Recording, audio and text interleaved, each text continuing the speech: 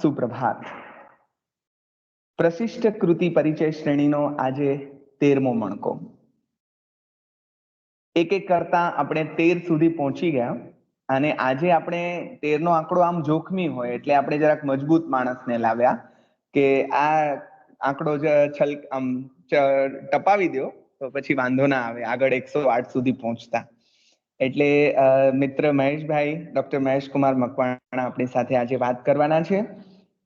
શાઝી ઝમા નામના એક એવા લેખક જેનું કદાચ નામ પણ આપણા બધાએ સાંભળ્યું હોય કે કેમ ખબર નથી. આપણામાંના ઘણા બધા મિત્રોએ માટે આ અજાણ્યું નામ પણ હોય, કેટલાકે વાંચી પણ હોય એમની કૃતિઓ. પણ મજા એ વાતની છે કે અમારા સાહિત્યના અધ્યાપક મિત્રો જ્યાં જ્યાં જાય ત્યાં બીજું કાંઈ લઈ આવે કે નહીં, પણ ઘરે પુસ્તકો લઈને તો આવે છે. એટલે અમારા બધાની ઘરવાળીઓ કે જેની ઘરવાળી આવવાની બાકી હોય, એની માતા બહેનો, એ લોકો આવીને થેલા તપાસે તો એમના માટેની ભેટને બદલે મોટે ભાગે પુસ્તકો હોય. તો મહેશભાઈ એ રીતે તાજમહેલ વગેરે તો જોઈ આવ્યા, આગ્રા વગેરે જઈને, પણ સાથે સાથે અકબર નામની એક સરસ મજાની નવલકથા એમને હાથે ચડી અને એ નવલકથા વાંચવાની એમને જે મજા પડી એ મજા આજે આપણને બધાની સાથે એ વહેંચવાના છે. એટલે એમણે ઉમળકાભેર એમ કહ્યું કે આ નવલકથા લઉં, મને બહુ ગમી છે અને થોડી જુદા પ્રકારની હિન્દી નવલકથા છે. એટલે આપણે તો આનંદ સાથે એમની પાસેથી આ નવલકથાને માણવાના છીએ. મહેશભાઈ બહુ મજાના માણસ છે ને એમનો પરિચય આપતા મને પણ ગમશે. નાનકડી વિગતો આપીશ કારણ કે મૂળ પરિચય એમના વક્તવ્યમાં આપણે માણીશું.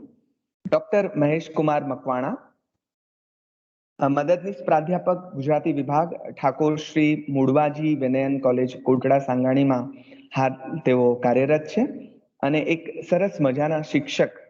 આ બધા મિત્રો જે આવ્યા ને એમાંના મોટા ભાગના બહુ સારા શિક્ષકો છે. એટલે વિપુલભાઈ પુરોહિતે બહુ સરસ કમેન્ટ કરેલી યંગિસ્તાન જિંદાબાદની કે હવે આપણો યુવાન વર્ગ આવો અધ્યાપકોનો મસ્ત એ આ રીતે આગળ આવી રહ્યા છે, એનો આનંદ આપણા વડીલો બધા જ અનુભવી રહ્યા છે. બધાના આશીર્વાદ પણ મળી રહ્યા છે. યોગેશ જોશી સાહેબ હોય, મહેન્દ્રસિંહજી પરમાર હોય, દર્શનાબેન ધોળકિયા હોય કે વિપુલભાઈ પુરોહિત હોય કે બીજા પણ કેટલા, સતીશભાઈ બહુ જ રાજી છે, સતીશભાઈ વ્યાસ, અને દર વખતે એ દરેક બાબતને એકદમ ચીવટથી સાંભળે છે, જુએ છે અને આનંદ વ્યક્ત કરે છે. તો એ શ્રેણીમાં આજે મહેશભાઈ વાત કરવાના છે. મહેશભાઈ યુજીસી નેટ જેઆરએફ પાસ થયેલા છે. એમણે પીએચડી સુધીનો અભ્યાસ કરેલો છે. પીએચડી નો એમનો વિષય લોક સંતોનું તત્વદર્શન એવું રહ્યું છે. એટલે તમે સમજી શકો સંત સાહિત્ય એ એમનો પ્રિય વિષય છે અને સંત સાહિત્યનું અધ્યયન, મનન, ચિંતન, એની કૃતિઓનું ઉઘાડ, સંત સાહિત્યના જે મર્મો છે એ બધાનો ઉઘાડ કરવાની બહુ સારી શૈલી પણ એમની છે. એમનો સારો અભ્યાસ પણ છે. સૌરાષ્ટ્ર યુનિવર્સિટી આંબેડકર ચેર દ્વારા Baba Saheb doctor BR Ambedkar research award પણ આટલી નાની વયે એમને પ્રાપ્ત થયેલો છે. સંત સાહિત્યના મેં તમને કહ્યું તેમ એ મરમી માણસ છે અને એમની એક ખૂબી એ છે કે એમની આસપાસ કે આસપાસ નહીં હોય તો દૂર પણ જ્યાં કોઈ સંતના સ્થાનો હોય, અમારે ત્યાં રામસિંહજી રાઠોડ નો એક સંગ્રહાલય છે મહેશભાઈ, અને એમાં તમે પ્રવેશો ને એટલે એટલું જ લખ્યું છે મોટા અક્ષરે છે અને પછી ફૂલ સ્ટોપ છે. તો તમે આ બધી જગ્યાએ જાઓ છો ત્યારે મને બિલકુલ એવું લાગે કે એ બધા ત્યાં છે એ અનુભવવા માટે તમે જતા હો અને અનુભવીને જે આનંદ પ્રાપ્ત કરતા હો તે અનુભવ અને એનો આનંદ અમારા બધાની સાથે પણ વહેંચતા હો છો. ફેસબુક ઉપર પણ ભાઈ પોતાના આ પ્રકારના વિડીયોઝ આપણી સાથે શેર કરીને આપણને પણ એ જગ્યાએ લઈ જતા હોય છે. એટલે અભ્યાસી એવા મિત્ર છે, થોડા આખા બોલા પણ છે અને બહુ સરસ રીતે આખી વાત મૂકનારા માણસ છે. અમારા તો સ્નેહી મિત્ર છે. મજા એ વાતની છે કે આવા કોઈ પણ પ્રકારના રચનાત્મક કાર્યોમાં જે બધાના ટેકે આ બધું થઈ શકે છે. આપણને આમ હિંમત કરીએ પણ કોઈ પડખે હોય તો હિંમત થાય. એટલે જેમ શક્તિભાઈ છે, વિપુલભાઈ છે, વિરેનભાઈ છે, આ બધા મિત્રો છે બાકીના તમામ, તેમ મહેશભાઈ પણ આવા એક મજાના મિત્ર છે કે જેમને એમ કહી દેવાય 16 તારીખે બીજા એક વક્તાનું નક્કી થયેલું, એમને ઓચિંતા એક RDC કે એવું આવ્યું અને એમને પાછળ લઈ જવા પડે અને મહેશભાઈને કહ્યું કે 16 તારીખે ફ્રી છો? તો અમને બધાને તો તમારી ગમતી કૃતિ વિશે વાત કરવા રાતે 12 વાગે ઉઠાડીને કયો તોય માતાજી આવે એવા પ્રકારના આ અધ્યાપકોમાંના મહેશભાઈ એક છે. એટલે એમણે કહ્યું કે હો તમારે, અને આપણે આજે એમને માણવા તૈયાર અહીંયા બેઠા છીએ બધા સજ્જ થઈને. અકબરનું પાત્ર એ ઘણી બધી રીતે વિશિષ્ટ એવું ઐતિહાસિક પાત્ર છે. અને તમે જોધા અકબર ફિલ્મ કે સિરિયલ કે એ વગેરે જોઈ હોય, કે ઇતિહાસનો થોડોક પણ અભ્યાસ કર્યો હોય, તો અન્ય રાજાઓ કરતા ઘણા જુદા પડતા આ થોડા સંવેદનશીલ અને બીજી પણ એમના જીવનની પણ કેટલી બધી જે ઘટનાઓ છે એ બીજા કરતા જુદી પડે છે. તો આજે આપણે અકબરના જીવનના સત્યો અને એના સંવેદનાના તથ્યો એ બધાની ભીતર લઈ જશે અકબર નવલકથાના માધ્યમથી ભાઈ ડોક્ટર મહેશ કુમાર મકવાણા.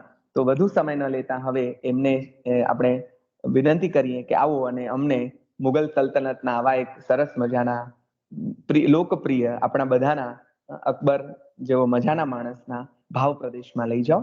ડોક્ટર મહેશ કુમાર મકવાણા સાહેબ, તમારો ઓડિયો ઓન કરી અને સ્ટાર્ટ કરજો.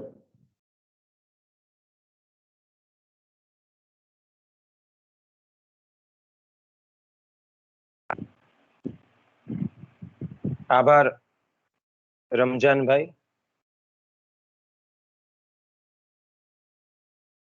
જી. રમજાનભાઈએ કીધું કે 13મો મણકો છે આ પ્રશિષ્ટ કૃતિ પરિચય શ્રેણી, એનો 13મો મણકો. એટલે પાછું 13 નો આંકડો કે જોખમી ખરો. એટલે મને તો આમ તો આ જોખમ, આ અકબર જે વિષય લીધો, એટલે અકબર એક એવો શહેનશાહ કે જે જોખમ ખેડતો. અકબર કૃતિ વિશે બોલવું એ ઐતિહાસિક સંદર્ભે, એટલે આમ તો જોખમ એ એક મજાની પ્રવૃત્તિ છે. જવાહરલાલ નહેરુ જ્યારે કોઈ ઓટોગ્રાફ લેવા આવતું, ત્યારે જવાહરલાલ નહેરુ સહી કરતા, એક ઓટોગ્રાફ આપતા, ત્યારે એમ લખતા કે જોખમ વચ્ચે જીવો. એટલે 13 નો આંકડો આમ જોઈએ તો મજાનો આંકડો છે. પણ અકબર, જ્યારે મને આ નામ મારા કાને પડે, ત્યારે મને અલગ અલગ વિચારધારાઓએ અલગ અલગ રીતે પોતાની દૃષ્ટિએ અકબરને જે મૂલવા છે, અકબરના સમયના લોકોએ અકબરને જે રીતે જોયા છે, અકબરને જે રીતે આલેખા છે, તો મને એ બધું યાદ આવે. આપણે પાઠ્ય પુસ્તકોમાં જે ભણ્યા છીએ એ બધું, જ્યારે હું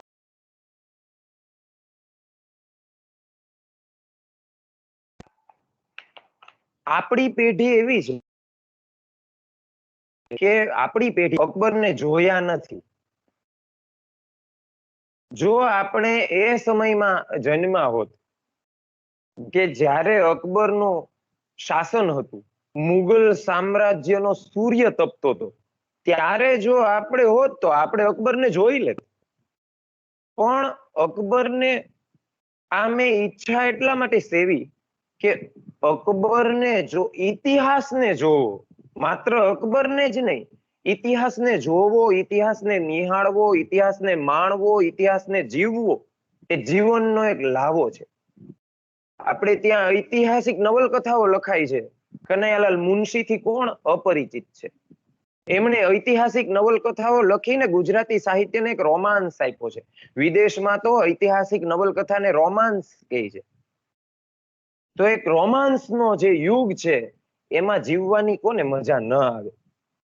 પણ રમજાનભાઈએ વાત કરી કે શાહજી જમા, આ લેખક વિશે કદાચ આમાંથી કોઈએ ન પણ સાંભળ્યું હોય, અને શક્ય છે, કારણ કે આ કોઈ એવા લેખક નથી કે સતત સાહિત્ય સાથે સંપર્કમાં રહ્યા હોય. આ કોઈ એવા લેખક નથી કે જેને ઘણા બધા ઇનામ અકરામો મળી ગયા હોય. આ લેખક કેવા છે એ આપણે એની કૃતિ અકબર વાંચીએ ત્યારે ખબર પડે. ઘણીવાર એવા લેખકો હોય છે કે એની કૃતિ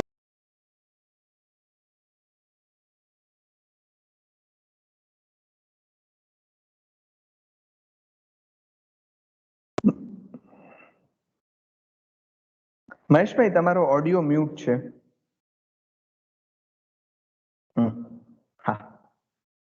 ઘણીવાર એવા લેખકોથી પાછું રિપીટ કરજો.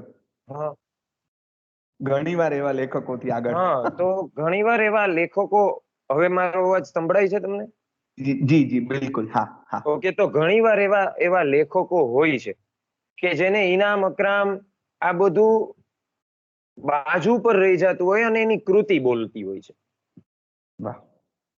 આપણે ત્યાં ચંદ્રકાંત બક્ષી એવા થઈ ગયા કે ઇનામ અકરામ મળે તો પણ એ સ્વીકારે નહીં, એ સામેથી ના પાડી દે, કારણ કે એના વાચકો, એના ચાહકો જ એના ઇનામો હોય છે.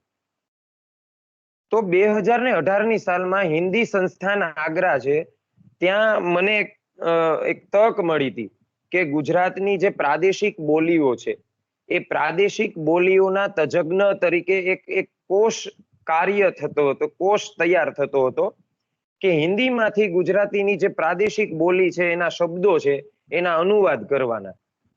તો એ કોષ વર્કમાં ગુજરાતીના તજજ્ઞ તરીકે જવાનો મને એક તક મળી અને હું પ્રથમ વખત આગ્રા ગયો 2018ની સાલમાં. પ્રથમ વખત મેં આગ્રા જોયું, આગ્રાનું રેલવે સ્ટેશન, આગ્રાની બજારો, આગ્રાના અલગ અલગ વિસ્તાર, આગ્રાના મહોલ્લાઓ, આગ્રાની શેરીઓ, આગ્રાની ઇમારતો, અને તમને ડગલે ને પગલે આગ્રાની ઐતિહાસિકતા સ્પર્શે, આગ્રાની ઐતિહાસિકતા અનુભવાય. એક તરફ એ કોષનો જે કાર્ય છે એ ચાલે, સાંજના સમયે અમે ફ્રી થઈએ એટલે બજારમાં નીકળીએ, અને એક દરેક જગ્યાએ મારી એક ખોજ હોય છે કે પુસ્તકની દુકાન જ્યાં હોય તો આપણે તપાસ કરીને ત્યાં પહોંચી જવાનું. એટલે મેં આગ્રામાં તપાસ કરી, મિત્રો સાથે હું ત્યાં જ્યાં પુસ્તકો મળતા હતા એ બુક સ્ટોર ઉપર હું પહોંચી ગયો અને અલગ અલગ મેં પુસ્તકો જોયા, ખરીદ્યા. એમાં મારી નજર એક લાલ કલરના પૂંઠાવાળી એક દળદાર એક પુસ્તક, એક કિતાબ, એક બુક, એના ઉપર મારી નજર પડી અને બુકનું નામ હતું અકબર. મારે તો દોડવું તું ને ઢાળ મેળો.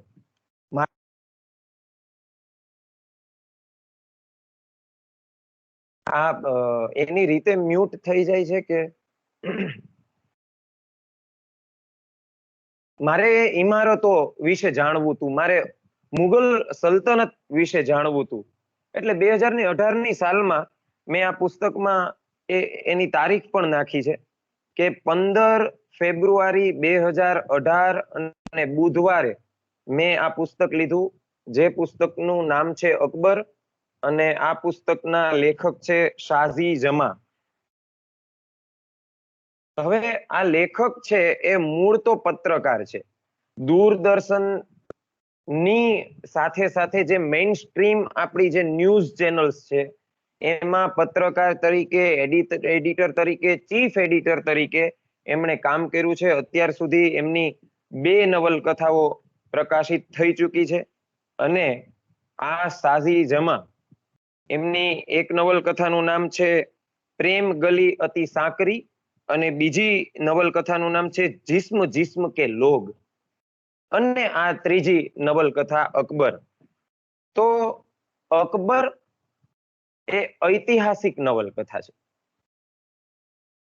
આપણે ત્યાં ઇતિહાસની વ્યાખ્યા શું છે, ઇતિહાસ શું છે, એ આજે રમજાનભાઈ વાત કરી કે ઇતિહાસના પણ ઘણા વિદ્યાર્થીઓ આમાં જોડાયા છે.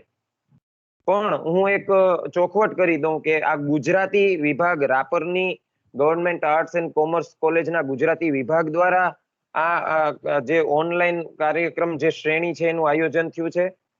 રમજાનભાઈ ગુજરાતીના પ્રોફેસર છે, હું ગુજરાતીનો પ્રોફેસર છું. એટલે ગુજરાતી ભાષામાં હું આ કૃતિનો પરિચય આપીશ. કૃતિ હિન્દી ભાષાની છે, હિન્દી ઉપન્યાસ છે. ઇતિહાસને કેન્દ્રમાં રાખીને લખાયેલી કૃતિ છે અને આ કૃતિની વિશેષતા એ છે કે ઇતિહાસ અને નવલકથા સાહિત્યમાં પાયાનો ભેદ એ છે કે ઇતિહાસ છે એ હકીકતોને કેન્દ્રમાં રાખીને વાત કરે છે. ઇતિહાસમાં લાગણીને કોઈ સ્થાન નથી, ઇતિહાસમાં ભાવને કોઈ સ્થાન નથી, ઇતિહાસમાં વિચાર તંત્રને કોઈ સ્થાન નથી. એ બધું મનોવિજ્ઞાનના ક્ષેત્રમાં જાય છે, માનસ શાસ્ત્રના ક્ષેત્રમાં જાય છે. તો ગુજરાતી, હિન્દી, ઇતિહાસ અને મનોવિજ્ઞાન એમ ચારે ચાર વિષયો આ ઉપન્યાસને સ્પર્શે છે. ચારે ચાર ભાષા આ ઉપન્યાસને સ્પર્શે છે, કારણ કે હું રજૂઆત જે છે એ ગુજરાતીમાં કરવાનો છું.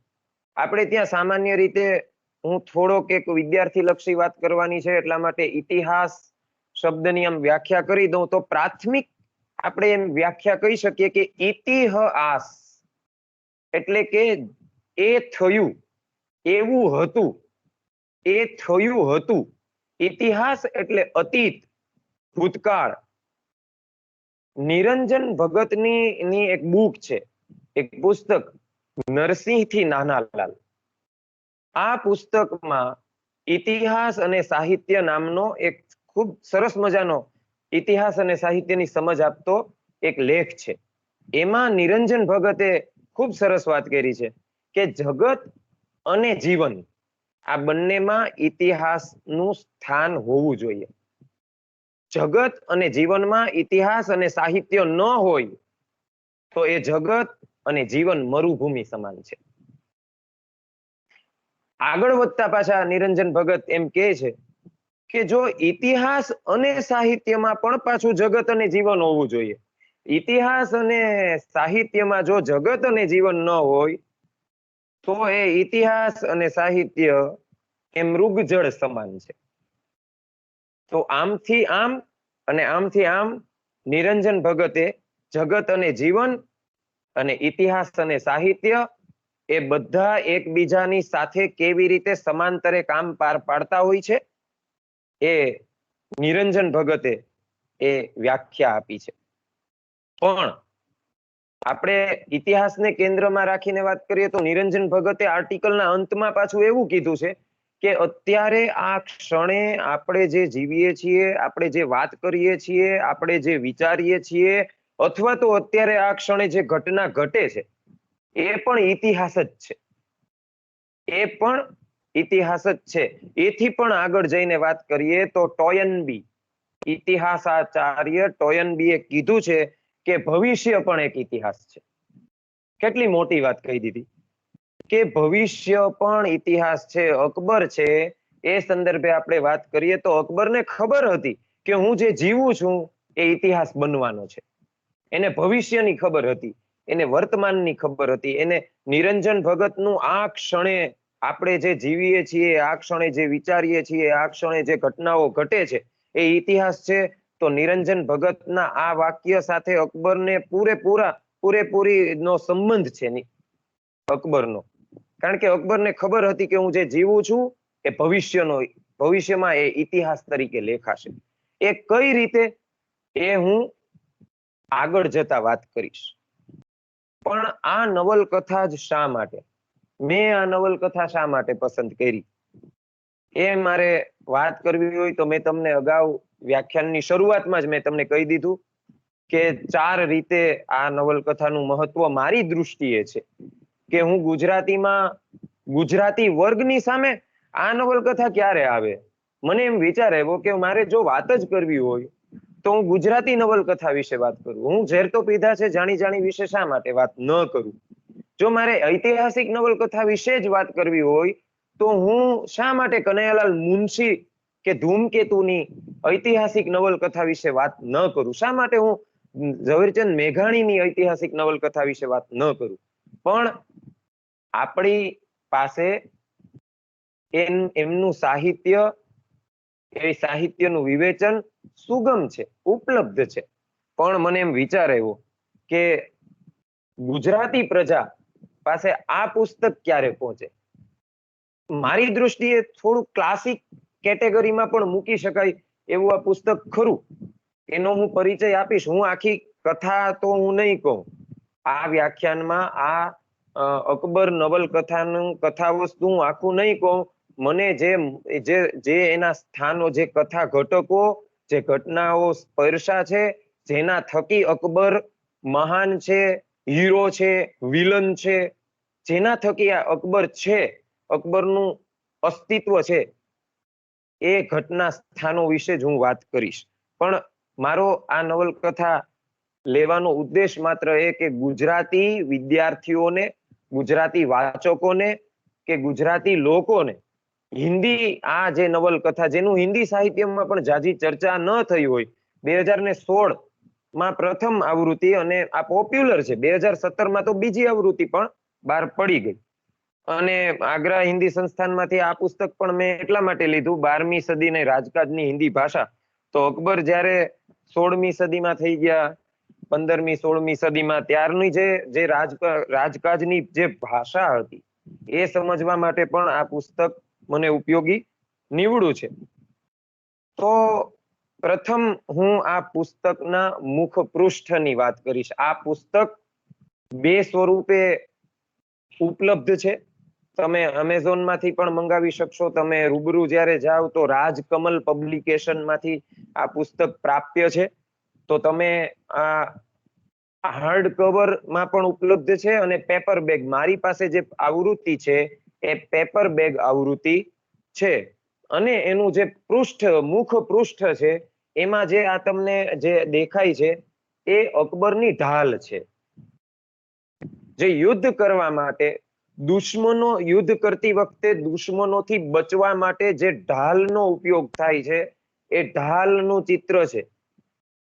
એ ઢાલમાં વિશેષતા એ છે કે 12 રાશિ એ ઢાલમાં અકબરે ખાસ કોતરાવેલી છે. આ ઢાલ અકબરે બનાવડાવી છે. એ 12 રાશિ અકબર જ્યોતિષમાં માનતો હતો. આ નવલકથામાં કહે છે. અને આ નવલકથામાં કહે છે અને માનવું પડે એવી વાત હું આગળ તમને કહીશ. હું આગળ જ્યારે વધીશ ત્યારે આ નવલકથાનું ઐતિહાસિક મહત્વ, તથ્ય સત્યનું મહત્વ કેટલું છે અને શા માટે માનવું પડે એ પણ હું વાત કરીશ. પણ આ ઢાલમાં 12 રાશિના ચિત્રો કોતરાવેલા છે. વચ્ચેના ભાગમાં એક સૂર્ય છે. અકબર સૂર્યનો ઉપાસક હતો. અકબર ઉપર હિન્દુ ધર્મનો પ્રભાવ હતો. અકબરની મોટા ભાગની રાણીઓ હિન્દુ હતી. આપણે જેને નવરત્નો કહીએ છીએ, અત્યારે આપણે એને મિનિસ્ટર કહીએ, નેતાઓ કહીએ, રાજકાજ સંભાળતા લોકો કહીએ, એ 9 રત્નો હિન્દુ હતા.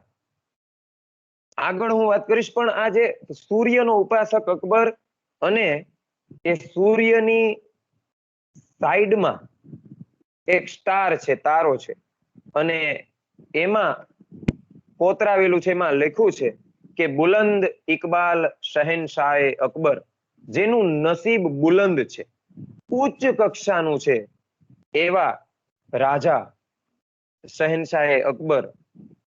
તો આ નવલકથા મહત્વની એટલા માટે છે કે 20 વર્ષ લાગ્યા છે આ નવલકથા લખવા માટે.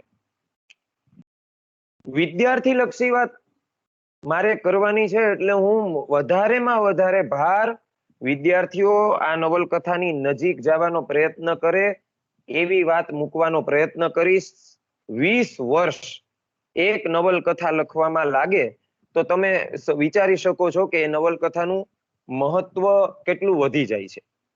એક અકબરની છબીને સમજવા માટે 20 વર્ષ, આ કોઈ તુક્કો નથી કે મન પડ્યું અને આપણે કોઈ ઐતિહાસિક પાત્ર વિશે વાત કરી દીધી. ઐતિહાસિક પાત્ર વિશે વાત કરવા માટે ઐતિહાસિક પુરાવાઓ જોઈએ.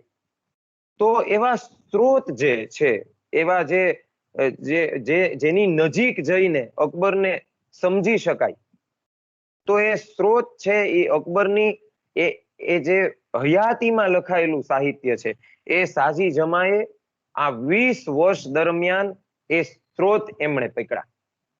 એ સ્ત્રોતની નજીક ગયા. એ ઐતિહાસિક સ્ત્રોત ઇતિહાસને લગતા છે, રાજકીયને લગતા છે, ધાર્મિક છે, અને અકબરના જે વિચારો છે એ જેમણે કેચ કર્યા, જેમણે ઝીલા, એ લખાણો, એ ચિત્રો, એ ઇમારતો, એ શિલ્પ, એ સ્થાપત્ય, એ ત્યાં સુધી આ લેખક છે એ પહોંચ્યા છે.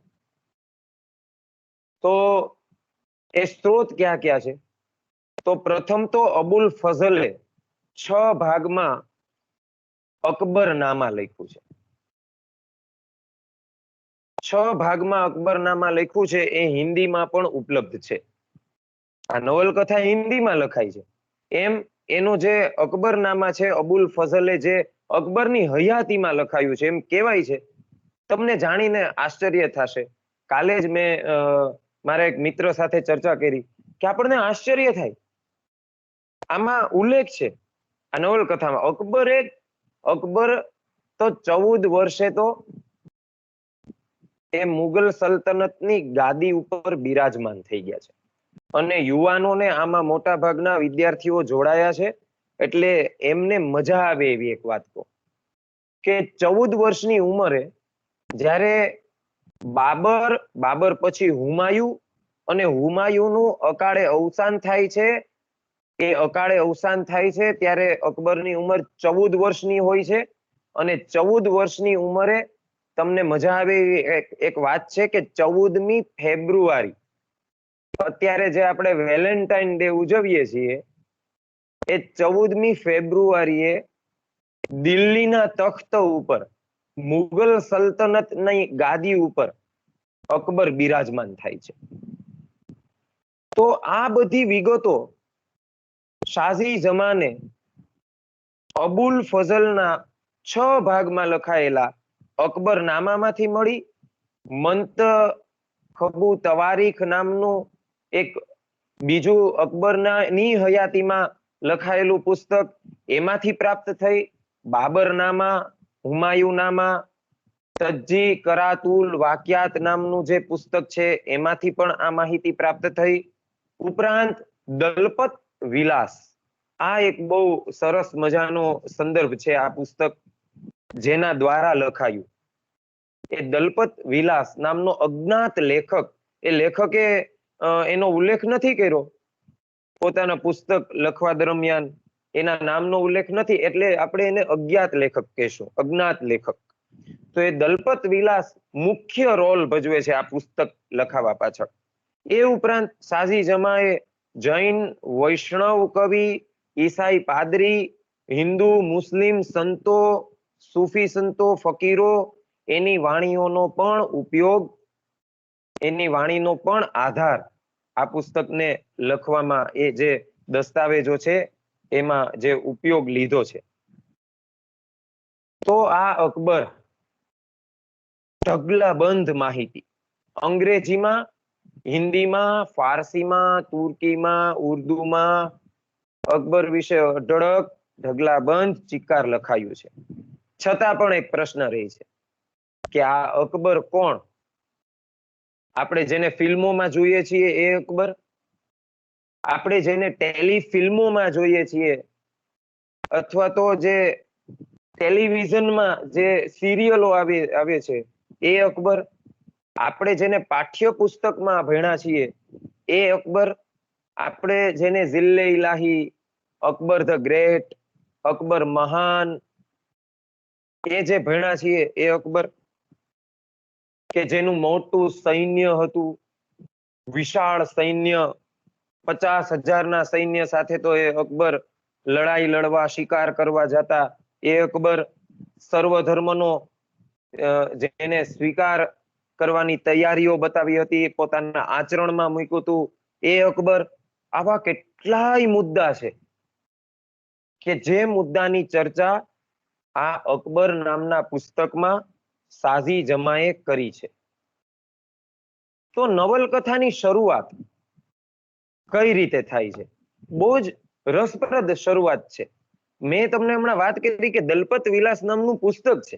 એ દલપત વિલાસ નામના પુસ્તકમાં જે આધાર લેવાયો છે એ આ નવલકથાની શરૂઆત તરીકે એ આધારને મૂકવામાં આવ્યો છે. શરૂઆત કંઈક એવી રીતે થાય છે આ નવલકથાની કે 3 મે 1578ની સાલ છે. પૂનમની ચાંદની રાત છે.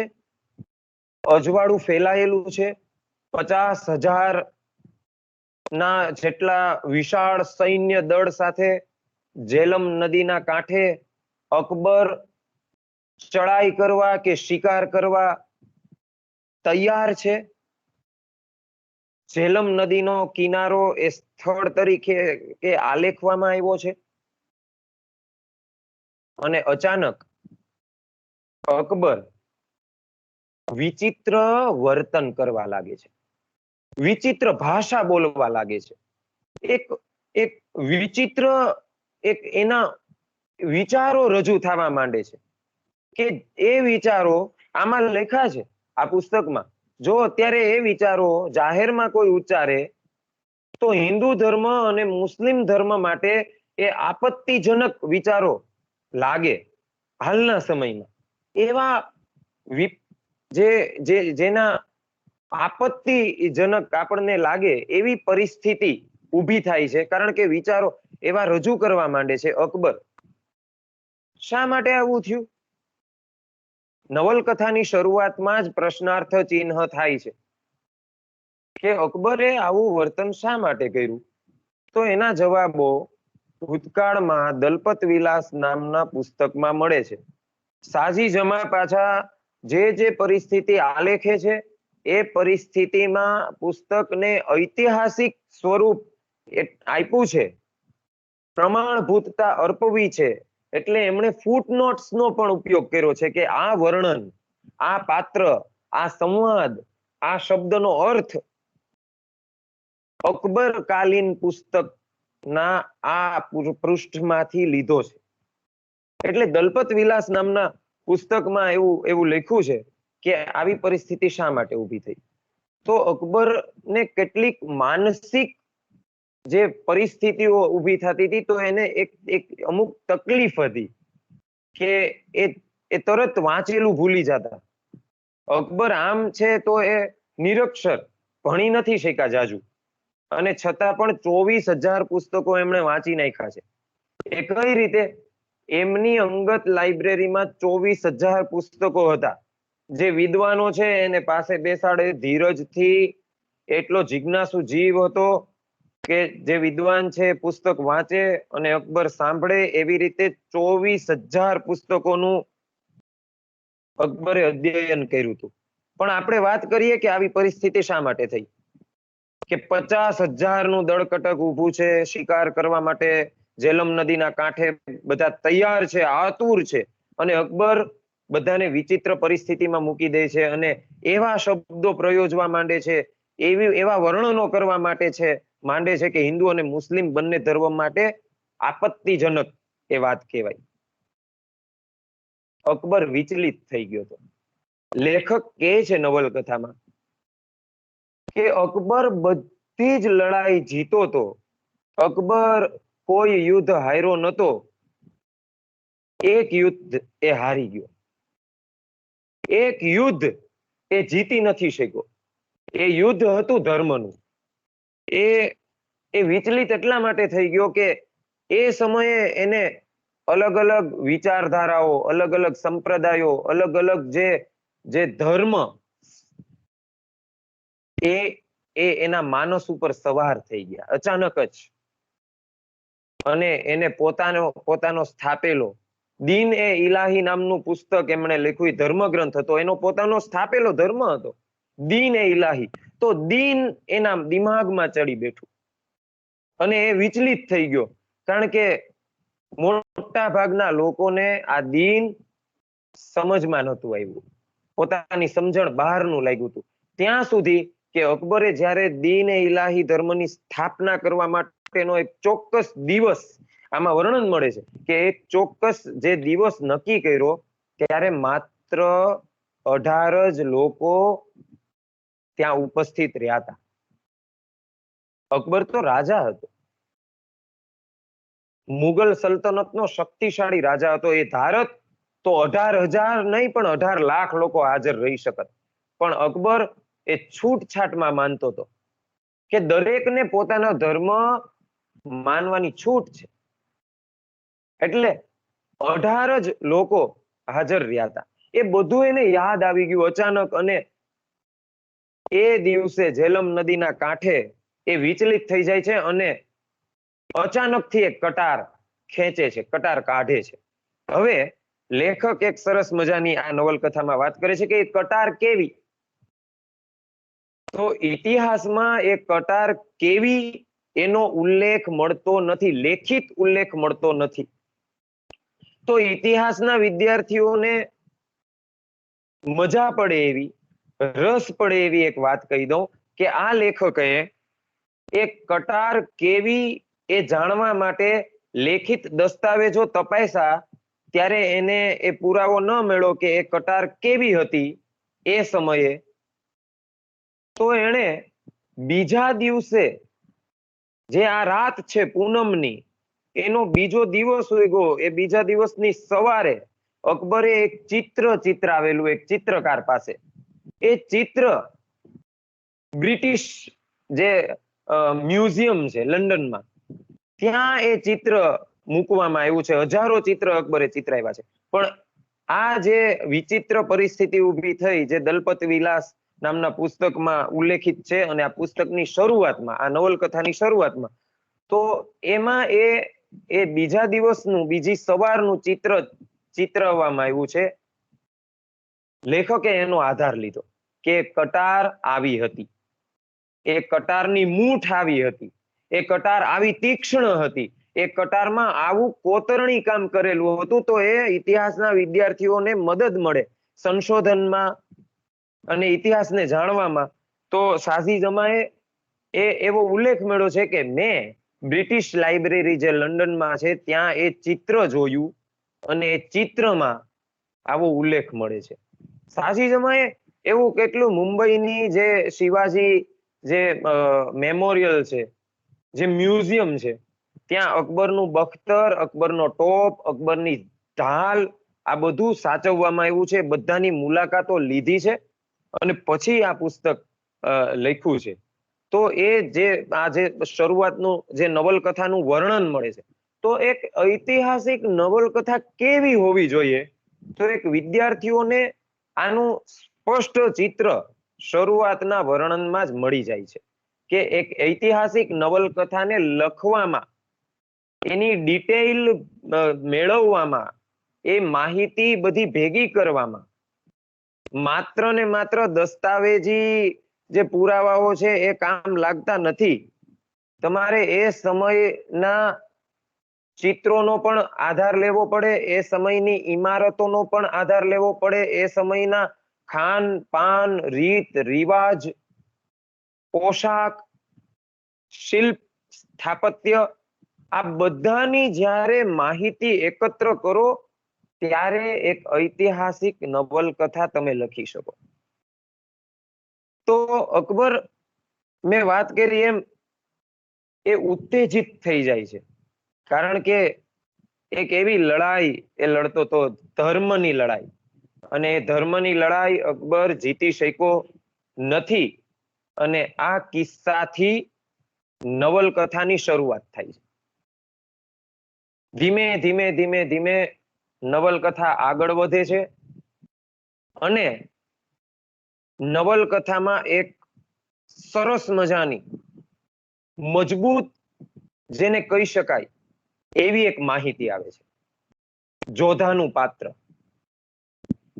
આપણે સૌ ભણ્યા છીએ પાઠ્યપુસ્તકમાં કે જોધા અકબર, જોધા એ રજપૂત રાણી હતી, હિન્દુ રાણી હતી.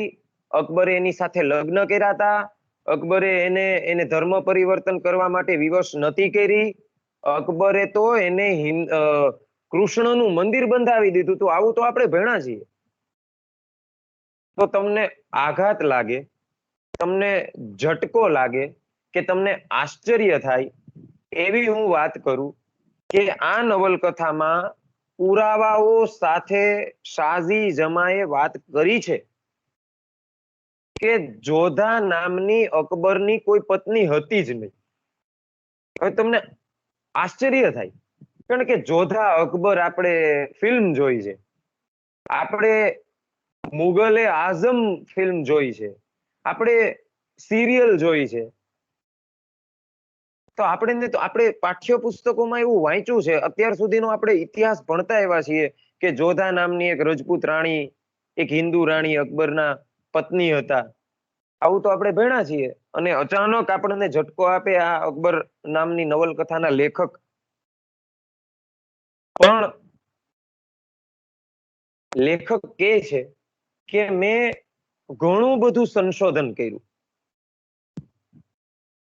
પણ મારા સંશોધન દરમિયાન મને અકબરના પત્ની તરીકે જોધા કરીને કોઈ સ્ત્રી મને મળી નહીં. હા, જોધા પાત્ર છે, પણ એ અકબરની પત્ની નથી, એ હું તમને આગળ વાત કરું.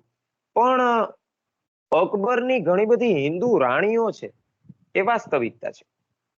અકબરની ઘણી બધી હિન્દુ રાણીઓ છે, એમાં પણ જોધા નામની કોઈ રાણી નથી. હા, એક આમેરના રાજા, રજપૂત રાજા, એની પુત્રી, અને એ પુત્રી સાથે અકબરના લગ્ન થયા હતા. અને એ લગ્ન બાદ જે સંતાન થયું, એ સંતાનનું નામ સલીમ. હવે આ જે રાણી છે એ જોધા નથી, એનું નામ જોધાબાઈ નથી. લેખક કહે છે કે એ રાણીનું નામ પણ ક્યાંય ઇતિહાસમાં ઉલ્લેખિત નથી, ત્યાં સુધી કે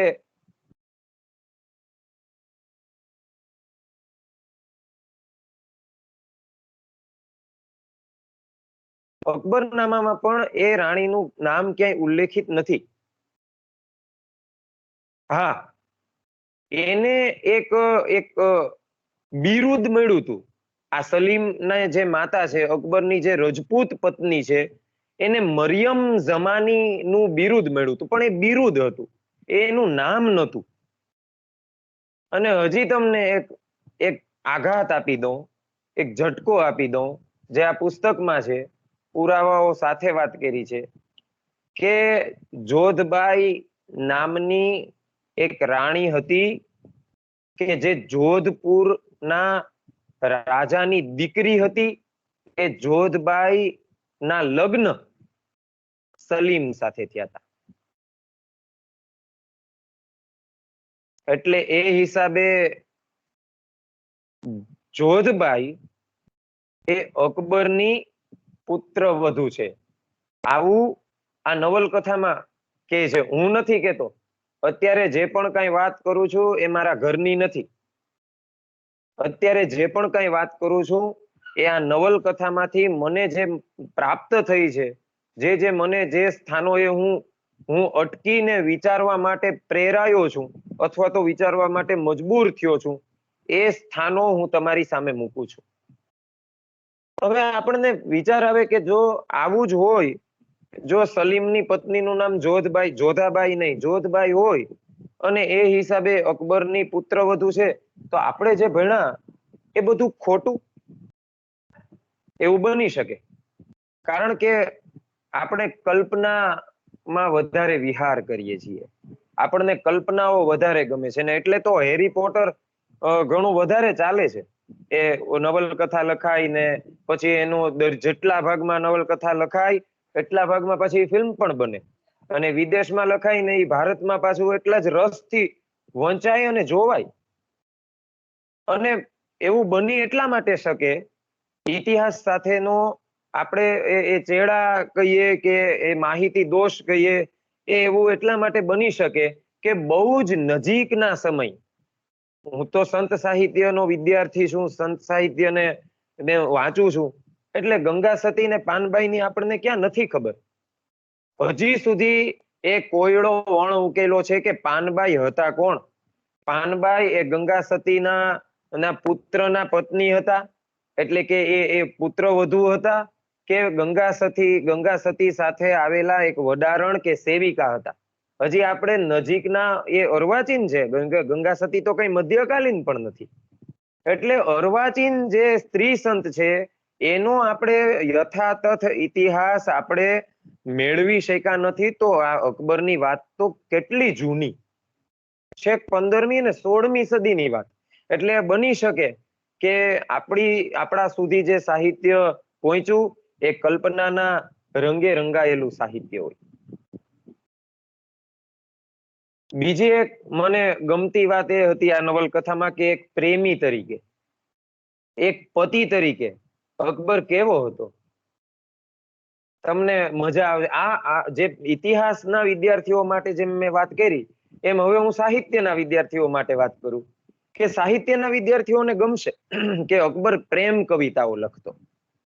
અકબરને પ્રેમ ઉપર લખાયેલી વાર્તાઓ સાંભળવાનો ખૂબ શોખ હતો.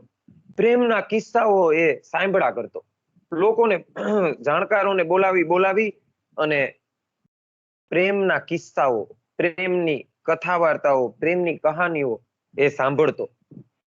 ત્યાં સુધી કે હિન્દુ જે રાણીઓ હતી એના હરમમાં મોટા ભાગની રાણીઓ હિન્દુ હતી. અને નવલકથામાં કહે છે કે એ સૌથી વધારે એની હિન્દુ રાણીઓનું માનતો. મેં તમને વાત કરી ને કે અકબર ઉપર વધારેમાં વધારે પ્રભાવ હિન્દુ ધર્મનો, એટલે ઘણા મુસ્લિમને ડર હતો.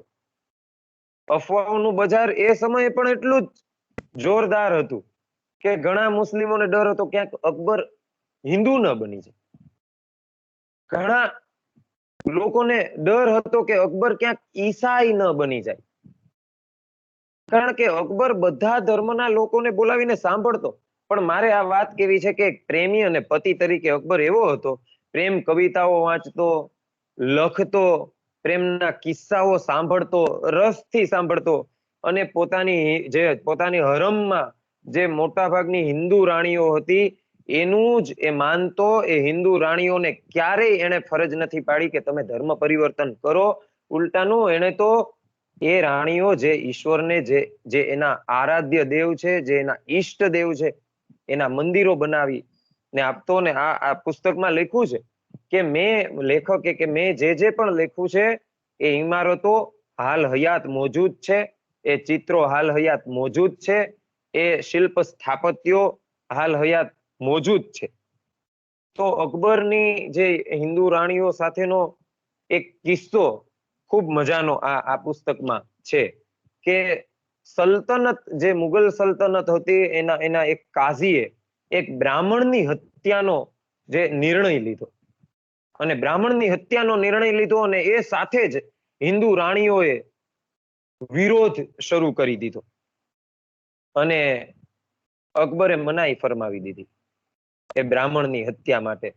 અને એ સમયના ઉલેમા મુલ્લા બદાયુની અને એણે ફરિયાદ કરી. એ ફરિયાદ એવી હતી કે રાજા અકબર છે એ પોતાની હિન્દુ રાણીઓનું જ માને છે. અને આ અકબરનામામાં આ કિસ્સો મોજૂદ છે, જે આ નવલકથામાં આ કિસ્સો આલેખવામાં આવ્યો છે. પુસ્તક હું વાંચતો હતો, ધીમે એમાંથી પસાર થતો હતો. 93માં પેજ ઉપર મને એક રસપ્રદ વાત મને મળી જાણવા કે 93માં પેજ ઉપર ખાસ તમે પણ જ્યારે આ પુસ્તક વાંચો ત્યારે રાણા સાંગા વિશે વાત આવે છે, બાબર વિશે વાત આવે છે કે બાબરનું લશ્કર રાજસ્થાન ઉપર ચડાઈ કરવા માટે જાય છે ત્યારે બાબરનું લશ્કર નાસીપાસ થઈ જાય છે. એક રાણા સાંગાની એટલી બધી ધાક હતી કે બાબરનું લશ્કર પીછેહટ કરવા મજબૂર થાય છે. અને નવલકથામાં એ વાતના ઉલ્લેખો મળે છે કે બાબર છે એના લશ્કરને મોટિવેટ કરે છે, એના લશ્કરને જે જોઈએ એ આપવા તૈયાર થાય છે, એના લશ્કરને પ્રલોભનો આપવા માટે તૈયાર થાય છે. 93માં પેજ ઉપર મને આ સરસ મજાની આ રાણા સાંગા અને બાબર ના સૈન્ય અને એની માનસિકતા, એ શું વિચારતા હતા એ વાત મને મળી. પછી આમાં એક બહુ સરસ મજાનું એક જે આપણે માહિતી છૂટી પાડી શકીએ કે સાંપ્રદાયિક અકબર. મને એ તમારી સામે માહિતી મૂકતા જરા પણ સંકોચ નથી થતો કે નવલકથામાં એવો ઉલ્લેખ મળે છે કે અકબર બિન સાંપ્રદાયિક હતો. વિશ્વમાં એક માત્ર સામ્રાજ્ય અકબરનું એવું હતું કે જ્યાં એક સાથે એક જ સમયે વિવિધ ધર્મના, વિવિધ સંપ્રદાયના, વિવિધ વિચારધારાના લોકો બેસી અને પોતાના મતની વાત રજૂ કરી શકતા હતા. એને એની વાત મૂકવાનો હક હતો. અને આમાંથી જે શ્રેષ્ઠ લાગ્યું એ અકબરે પોતાના દીન એ ઇલાહી નામના પુસ્તકમાં, એ ગ્રંથમાં એ મૂક્યું છે. બીજી એક આડવાત એ પણ તમને કહી દઉં કે અકબરનો કટ્ટર દુશ્મન આપણા જે સંત કવિયત્રી થઈ ગયા મીરાબાઈ, એ મીરાબાઈના પતિ છે અકબરના કટ્ટર દુશ્મન હતા. એમ છતાંય અકબર છે એ છુપા વેશે, છુપી રીતે મીરાબાઈના ભજન, મીરાબાઈની રચનાઓ, મીરાબાઈના પદ સાંભળવા જતા. મેં તમને વાત કરી એમ ઘણા લોકોને એવો ભય હતો કે અકબર ક્યાંક ઈસાઈ ન બની જાય.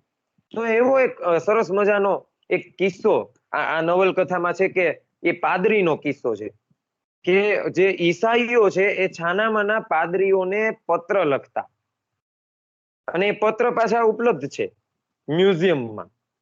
તો એ પત્રમાં શું લખતા?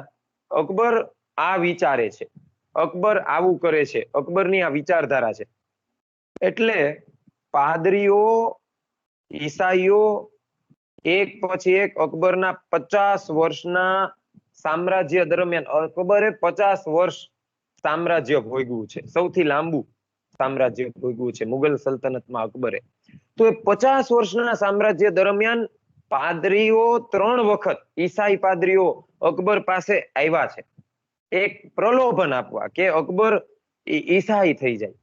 અને એક કિસ્સો આ નવલકથામાં એવો સરસ મજાનો આવે છે કે અકબર છે એને મળવા એક પાદરી આવે છે અને સમજાવે છે કે અમારો ઈસાઈ ધર્મ આવો છે, અમારો ઈસાઈ ધર્મ આમ છે, મુક્તિનો માર્ગ આવો છે. એટલે અકબર બધી વાત સાંભળે છે ધીરજથી, અને પછી અકબર એને કહે છે કે એ વાત સાચી, પણ મને તમારો જે ઈસાઈ ધર્મ છે એમાં એટલું ઊંડાણ લાગતું નથી. ત્યારે પાદરી એનો છેલ્લો દાવ અજમાવે છે. એ એવું પ્રલોભન મૂકે છે એના શબ્દો દ્વારા. એ જાતા જાતા એમ કહે છે કે અકબર, હવે મને વિદાય આપો, પણ મને આજે એક એવો અફસોસ થાય છે કે હું તમને મુક્તિનો માર્ગ ન સમજાવી શક્યો. એને એવું પ્રલોભન મૂક્યું કે હું તમને મુક્તિનો માર્ગ સમજાવી ન શક્યો, એવું મને આજે અફસોસ થાય છે. એટલે અકબર એને રોકે છે કે તમે થોડી વાર રોકાવો, તમે બેસો. તમે એવું કેમ બોલ્યા કે તમે નિષ્ફળ રહ્યા છો, તમે મને મુક્તિનો માર્ગ ન સમજાવી શક્યા? તમે એવું બોલ્યા જ કેમ કે તમે નિષ્ફળ રહ્યા છો? મારા મતે તમે નિષ્ફળ નથી રહ્યા, મારા મતે તો તમે સફળ રહ્યા છો. એનું કારણ એ છે કે અમારા શાસનકાળ પહેલા જે શાસન હતું, એટલે એનો ઈશારો છે હુમાયુ અને બાબર વખતનો. એ કહે છે કે અમારા શાસન પહેલા જે શાસન હતું એમાં જો તમે આ વાત મૂકવા આવ્યા હોત તો તમારું સર છે એ કલમ થઈ ગયું હોત, શિરોચ્છેદ થઈ ગયો હોત. મેં તો તમને તમારો મત મૂકવાની તક આપી, મેં તો તમને તમારો મત મૂકવાની મેં તમારી વાત સાંભળી. તો તમે નિષ્ફળ નથી, તમે તો સફળ છો. આવો અકબર ધર્મને આ રીતે પોતાની પાસે બધાને બોલાવીને સાંભળતો એવો અકબર એ મહત્વકાંક્ષાથી દૂર નતો રહી શક્યો. એનું આ નવલકથામાં એક મહત્વકાંક્ષી અકબર તરીકેનું પાસું પણ ઉભરીને સામે આવે છે. તાનસેન છે એ અકબરને ગમે ને એવું લખતા. અકબરની મેં તમને વાત કરી ને કે ઇતિહાસ છે એમાં માહિતી હોય છે, તથ્યો હોય છે, પણ ઇતિહાસમાં વિચારતો દ્વારા, એ સમયના ઐતિહાસિક ગ્રંથો દ્વારા, એ સમયના શિલ્પો દ્વારા, એ સમયના સ્થાપત્યો દ્વારા અને એ સમયના જે ચિત્રો દ્વારા, મેં હમણાં વાત કરી ને કે ચિત્રો, તો એ ચિત્રો અકબરની હયાતીમાં છપાયા, દોરાયા છે. અને એ ચિત્રો ઉપરથી પણ આ નવલકથા ના અમુક પ્રકરણો લખાયા છે. આમ તો નવલકથા 2 ભાગમાં લખાઈ છે, પણ એ ચિત્રો ઉપરથી પણ અમુક કિસ્સાઓ, અમુક ઘટનાઓ લેવામાં આવી છે. તો એક આદમ ખાન હતા, આદમ ખાન અને અદકા ખાન, એકની હત્યા થઈ છે અને એકની હત્યા કરાવવામાં આવી છે.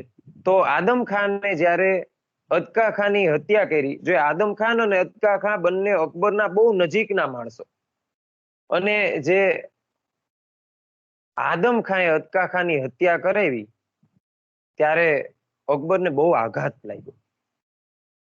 એટલે અકબર ત્વરિત હરમમાંથી બહાર આવે છે, ત્વરિત, અને આદમ ખાનની હત્યાનો આદેશ આપે છે. અને આ નવલકથામાં એમ કહે છે કે એ સમયે અકબરના શરીર ઉપર એક પણ કપડું હતું નહીં. તો આવું નવલકથાકાર કે હું ત્યારે જ કહું છું કે જ્યારે મને એ ચિત્ર મને પ્રાપ્ત થાય છે કે જે અકબરના વખતે દોરાયું છે. અમુક ચિત્રો હું તમને બતાવું છું કે આ અકબરના વખતમાં દોરાયેલા ચિત્રો છે. આ જે ચિત્રો છે એ અકબરના વખતમાં ચિતરાયા છે. તો એ ચિત્રો દ્વારા પણ આ નવલકથાની અમુક ઘટનાઓ લેવામાં આવી છે. મેં તમને શરૂઆતની વાત કરી કે જે એની ઢાલ હતી, એ ઢાલમાં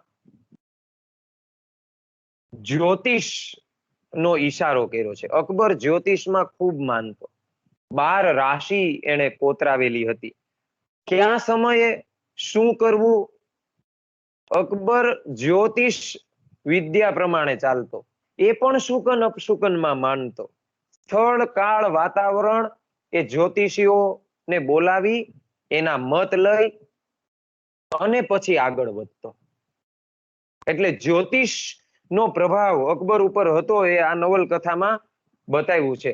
પછી એક વાત આવે છે કે આ નવલકથાની ભાષા, નવલકથામાં 3 જાતની ભાષા આવે છે: તુર્કી, ફારસી અને વ્રજ. જે તુર્કી ભાષા છે એ હરમમાં ઉપયોગમાં લેવામાં આવ્યો છે. જે ફારસી ભાષા છે એ રાજવહીવટમાં ઉપયોગમાં લેવામાં આવી છે. અને જે વ્રજ ભાષા છે એ લોક વ્યવહારમાં એને લેવામાં આવી છે.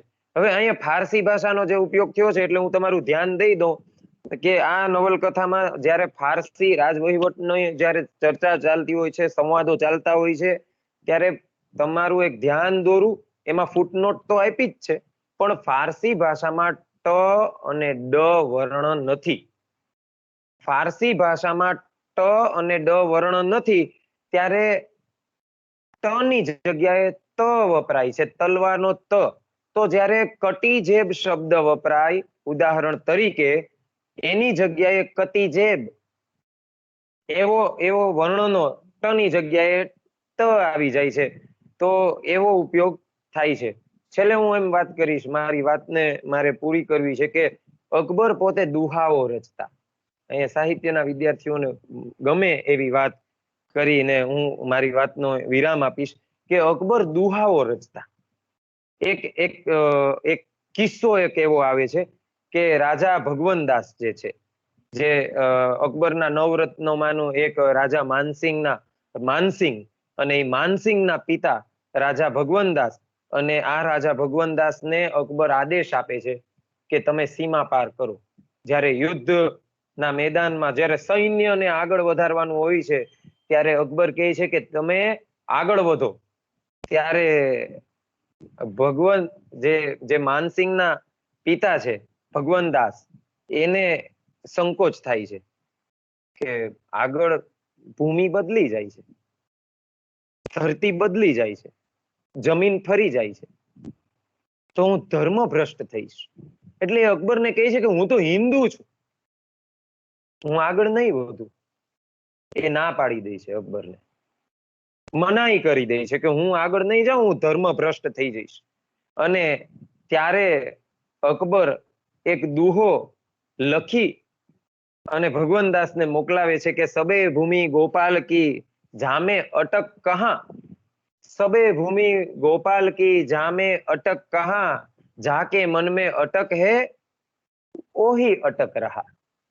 તારા મનમાં તું અટકે છે, બાકી તો આખી જેટલી ધરતી છે સબે ભૂમિ ગોપાલ કી. તો તું શા માટે અટકે છે? તો અહીંયા આપણે કૃષ્ણ અને અર્જુન યાદ આવે છે. પણ અકબર એ 1650 એનું મૃત્યુ થયું. આ હકીકત છે. 14 વર્ષની ઉંમરે 14મી ફેબ્રુઆરીએ એને મુઘલ સલ્તનતની ગાદી ઉપર બેઠા, એ પણ હકીકત છે. હિન્દુ ધર્મથી વધારેમાં વધારે પ્રભાવિત, રજપૂત રાજાઓ સાથે મૈત્રી કરીને રાજ ભોગવવું એટલે રાજ વહીવટમાં એની કુશળતા, કારણ કે એને ખબર હતી કે રજપૂત રાજાઓ સાથે જો મૈત્રી નહીં થાય તો સંઘર્ષ થશે, એટલે કૌટુંબિક સંબંધ એને કેળવી લીધો રજપૂત રાજાઓ સાથે. એ પણ એક હકીકત છે. જ્યોતિષ વિદ્યાનો એની ઉપર ખૂબ મોટો પ્રભાવ હતો. અને છેલ્લે જ્યારે અકબરનું માંદગી સબબ મૃત્યુ થયું અને એને જે કાલીનમાં જે ચટાઈમાં સુવડાવ્યા હતા, તો આ ઐતિહાસિક નવલકથા અકબરમાં એ પણ વર્ણન મળે છે કે કાલીન કેવી હતી, એ કાલીનમાં ચિત્ર કેવું હતું. બેશક એમાં એવો એ લેખકે સ્વીકાર કર્યો છે કે ચોક્કસ એ કાલીનનો તો ક્યાંય ઉલ્લેખ મળતો નથી, પણ મુઘલ કાલીન જે ચટાઈઓ હતી, જે કાલીન હતા, જે ફર્શ હતા, એ કેવા હતા, એની ડિઝાઇન કેવી હતી, એનો કે મેં અભ્યાસ કર્યો છે લેખકે, એના આધારે મેં આ વાત કરી છે. તો આખી વાતને હવે હું સમેટી અને છેલ્લે એમ કહું કે ઇતિહાસ પાસેથી સાહિત્યને માત્ર સામગ્રી મળે છે. ઇતિહાસ પાસેથી લાગણીઓ, ભાવ નથી મળતા. ઇતિહાસ પાસેથી વિચારો નથી મળતા. પણ એ વિચારો, એ લાગણીઓ, એ માહિતી, એ સામગ્રી, એનું જે સ્ટ્રક્ચર છે, એનું જે રચના વિધાન છે, એ જ્યારે નવલકથા તરીકે સર્જવું છે કે લોકોની સામે મૂકવું છે, ત્યારે લેખકની સામે એક ચેલેન્જ આવે છે. અને એ ચેલેન્જ એટલા માટે આવે છે કે આપણી પાસે જે ઇતિહાસ છે એ કડીબદ્ધ મળતો નથી. એક સિલસિલાબંધ જે ઐતિહાસિક જે સિલસિલો જે મળવો જોઈએ એ મળતો નથી, જેને પશ્ચિમમાં રોમાન્સ કહે છે. સુરેશ જોશીનો આપણે સંદર્ભ લઈએ તો સુરેશ જોશી તો ત્યાં સુધી કહે છે કે ઐતિહાસિક નવલકથા એ નવલકથા છે જ નહીં. આ વિધાન તમને થોડું આશ્ચર્યમાં મૂકી દે, પણ સુરેશ જોશીનું આ વિધાન છે કે ઐતિહાસિક નવલકથા એ નવલકથા છે જ નહીં, કારણ કે ઐતિહાસિક નવલકથા તથ્યો સાથે કામ પાર પાડે છે અને તથ્યો છે એ કડીબદ્ધ મળતા નથી. અને જ્યારે કડીબદ્ધ, જ્યારે હકીકત મળતી નથી, ત્યારે એમાં કેટલીક કલ્પનાઓ ના રંગે એ ઘટનાઓ રંગાઈ જતી હોય છે અને ઘટનાઓનો ભાર આપણે ઇતિહાસ ઉપર મૂકી શકીએ નહીં. અને ત્યારે સુરેશ જોશીના શબ્દોમાં કહીએ તો એ માત્ર તુક્કો બનીને રહી છે. તો સુરેશ જોશીએ આ વાત કરી છે, પણ ઓલ ઓવર આ નવલકથા સાહિત્યના વિદ્યાર્થીઓને તો સ્પર્શશે જ. ઇતિહાસના વિદ્યાર્થીઓને કઈ રીતે ઐતિહાસિક ક્ષેત્રમાં સંશોધન કરવું એનું માર્ગદર્શન મળશે. મનોવિજ્ઞાનના વિદ્યાર્થીઓને પણ ગમશે. અને છેલ્લે મને આ કૃતિ કેવી લાગી છે તો હું કહીશ કે મને અકબરકાલીન ભારત, મુઘલકાલીન ભારત, અકબરનો સ્વભાવ, એ સમયનો રહેન સહેન, રીત રિવાજ, ખાણીપીણી બધી મને માહિતી આમાંથી મળી છે. હું નવલકથા તરીકે એને મજબૂત નહીં કહું કે શાઝી જમા એ લખી છે, પણ હું એને એક વખત વાંચો ત્યારે એક મજબૂત ઇતિહાસ, પુરાવાઓ સહિતનો ઇતિહાસ એક ફિક્શન તરીકે તમારી સામે રજૂ થાય છે કે જેને 20 વર્ષથી જે માહિતીઓ ભેગી કરી છે એ ડિટેલ્સ તમારી સામે આવે છે. એટલે હું તમને આ એક વખત વાંચવાની ભલામણ સાથે મારી વાતને વિરામ આપીને હું એટલું કહીશ કે રાપર ગવર્મેન્ટ કોલેજ રાપરનો ખૂબ ખૂબ આભાર. એમના પ્રિન્સિપાલ શ્રી રમજાનભાઈ નો પણ ખૂબ ખૂબ આભાર કે મને આ વાતને મૂકવા માટે એક ટાણું રચી આપ્યું, મને તક આપી. એ બદલ આપ સૌએ મને સાંભળો એ બદલ આપ સર્વનો ખૂબ આભાર, ધન્યવાદ. મહેશભાઈ,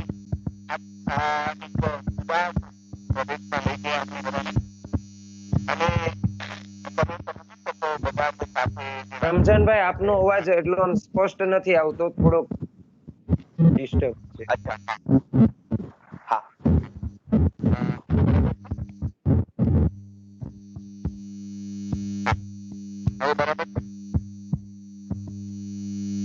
હજી થોડું ડિસ્ટર્બ થાય છે. ઓકે.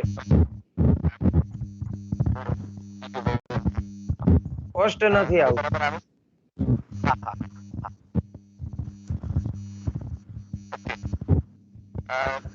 બીજા કોઈ મિત્રને ત્યાં સુધી જરૂર પૂછી શકે. અસગરભાઈ, વિપુલભાઈ, તમને રમજાનભાઈ નો અવાજ બરાબર સંભળાય છે? હા, અવાજ કપાય છે, નેટવર્ક પ્રોબ્લેમ હા, લાગે છે. રમજાનભાઈ નો અવાજ કપાય છે થોડો. હાજી, હાજી, હાજી. બીજા કોઈ મિત્ર આમાં કંઈ વાત કરવા ઈચ્છે તો અથવા પ્રશ્ન કરવા ઈચ્છે તો કરી શકે. હેલો હેલો રમજાનભાઈ, હાજી, અવાજ કપાય છે જી. હા, હા. વિદ્યાબેન, તમે બોલો. હેલો હા, બોલો વિજયાબેન. મને આમ તો ગમ્યું, પણ એક વસ્તુ મને ખટકી કે એના જે નવરત્નો હતા ને એ નવ હિન્દુ હતા એવું મકવાણા સાહેબે કહ્યું, પણ મારા ખ્યાલથી નવ હિન્દુ નહોતા. હેલો, હાજી બોલો, હું સાંભળી રહ્યો છું. ઉસ્તાદો પ્યાઝા, અબુલ ફઝલ, પછી ખાન ખાના અબ્દુલ રહેમાન, એ તો બધા હિન્દુ નહોતા ભાઈ નવરત્નોમાં. એટલે મેં તમને વાત કરી ને કે મેં જે વાત કરી છે નવલકથાના સંદર્ભે જ વાત કરી છે. અચ્છા અચ્છા અચ્છા અચ્છા, એ પણ એમાં આમ અચ્છા, બરાબર બરાબર, તો બરાબર, તો સ્પષ્ટ થયું, નહીં તો મને ત્યારથી કારણ કે મારે તો કૃતિલક્ષી વાત કરવાની હતી. બાકી મજા આવી. નવા જ તદ્દન નવા જ લેખક, અને એમાં પણ આશ્ચર્ય તો એ થયું કે જોધાબાઈ વિશેનું આખું અલગ જ વાત જાણવા મળી કે અકબરના પત્ની કોઈ હતા જ નહીં અને સલીમના પત્ની જોધબાઈ હતા, તો નવું જાણવા મળ્યું, એટલે વાંચવા થોડુંક પ્રેરણા થાય એમ. આભાર. મારો ઉદ્દેશ એટલા માટે જ આ નવલકથાને લઈને આવવાનો હતો કે ઇતિહાસને એક નવી રીતે આપણે એની તરફ જઈ શકીએ, આપણે ઇતિહાસને નવી રીતે વાંચી શકીએ, જોઈ શકીએ.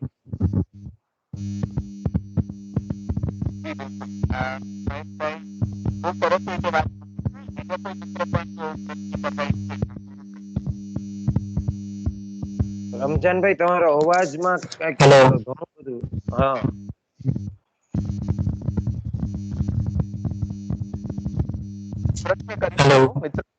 હા, બિલકુલ બોલો. સાહેબ, તમારે સાંભળવાની મજા આવી કૃતિ વિશે. તમે જે આ કીધું ને જોધબાઈ વાળું, ઈ ખાલી અત્યારે ટીવી માં અને ફિલ્મોમાં આવે છે, એ તો ખાલી મનોરંજન માટે જ દેખાતું હશે ને? એમાં કઈ સત્ય હશે સર? કારણ કે સિનેમા છે માસ માટે બને છે. એક એ લોકોની નજીક સૌ વધારેમાં વધારે, કારણ કે સિને ઉદ્યોગ છે અને ઉદ્યોગમાં પૈસાની કમાણી નો ઉદ્દેશ હોય છે. એટલે સિને ઉદ્યોગ છે, અને જ્યારે ઉદ્યોગને કેન્દ્રમાં રાખીને કોઈ પણ વાત કહેવામાં આવે ત્યારે તથ્યો સાથે ઘણી બધી છૂટછાટ લેવામાં આવતી હોય છે. એટલે ઇતિહાસને પણ ફિક્શન તરીકે રજૂ કરવું એ આપણી ફિલ્મોમાં પહેલેથી આ તો એક પરંપરા રહી છે. એવું નથી કે આ જોધાબાઈ નું પાત્ર છે એ કઈ નવીન વાત હોય, પણ ઇતિહાસને ફિલ્મોમાં જ્યારે આપણે જોઈએ, સાચા ઇતિહાસના વિદ્યાર્થી અને સાચા ઇતિહાસના વિદ્વાનો તો સિનેમાને કોઈ દિવસ ઇતિહાસ માનશે જ નહીં. ઐતિહાસિક ફિલ્મોને ક્યારેય એ તથ્યો આધારિત એને પુરાવાઓ એ પ્રમાણભૂતતાની દૃષ્ટિએ જોશે જ. એ એક મનોરંજનનો એક દિશા જ આખી અલગ છે મનોરંજન માટેની.